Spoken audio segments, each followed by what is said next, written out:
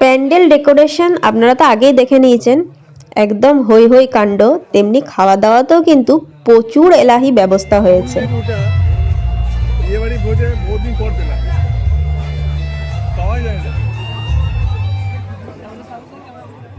প্রথমে চলে এলো কাসুন্দি আর স্যালাড, তার সাথে নুন লেবু।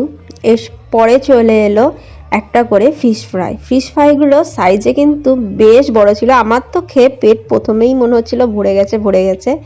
অর্ধেকটা খেয়ে অর্ধেকটা ভাইয়ের পাতে চালান করে দিলাম, নাহলে বাকি আইটেমগুলো টেস্ট করতে পারবো না।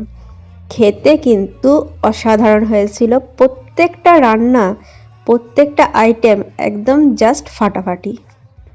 আর বরমশাই কেমন মনোযোগ সহকারে খেয়ে যাচ্ছে, এক লাগাতার কারোর দিকে তাকাচ্ছে না।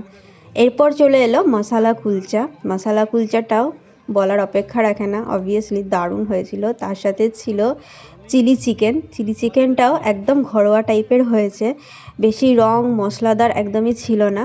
খেতেও কিন্তু খুব সুন্দর ছিল, আর চিকেনগুলো দারুণ সেদ্ধ হয়েছিল। আমার তো মশালা কুলচা দিয়ে চিলি চিকেনটা দারুণ লাগলো। এরপর চলে এলো সাদা ভাত, তার সাথে প্লেন মুগ ডাল, এবং মুগ ডালের সাথে একটা করে চিংড়ি পটলের দোলমা ছিল। খুব সুন্দর খেতে ছিল এবং টেস্টি ছিল। আর সব থেকে বড় কথা, প্রত্যেকটা খাবার, প্রত্যেকটা আইটেম কিন্তু গরম ছিল, যেটা কিন্তু ভোজে সবসময় হয় না। এরপর ভাত শেষ করতে না করতেই চলে এলো ইলিশ পাতুরি।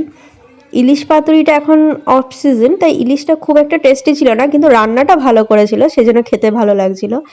আর প্রচণ্ড গরম ছিল, আমার তো প্রায় হাতগুলো আঙুলগুলো পুড়ে যাওয়ার জোগাড় ছিল।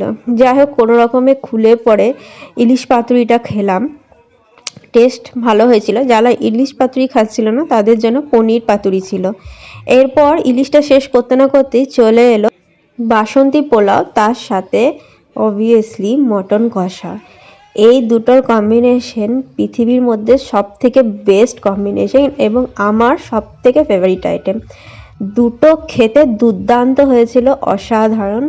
যেমন মটনটা সেদ্ধ হয়েছিল, তেমনি বাসন্তী পোলাওটা একদম ঝরঝরে লাগা লাগা হয়নি। দুটোই আমি চেটে পুটে খেলাম। অনেক মাংস করেছিল, একবারে যাচাই, এবং অনেকগুলো করে দিয়ে যাচ্ছিল, বারণ করা সত্ত্বেও শুনছিল না, তাই লাস্টের দিকে আর খেতে পারিনি। এরপর চাটনি আর পাঁপড়ের কম্বিনেশন তো বলার অপেক্ষা রাখে না। মিষ্টির মধ্যে আমি ওই রসগোল্লাটা খাইনি, সন্দেশ দুটো ছিল অমায়িক। একটা ওই সন্দেশটা ছিল, এটা ছিল মালাই কোফতা। উফ, আমার তো মনে ছিল আরেক পিস খাই, কিন্তু বেশি মিষ্টি খাওয়া ভালো নয়, তাই একটাতেই ক্ষান্ত দিলাম। খাওয়া দাওয়ার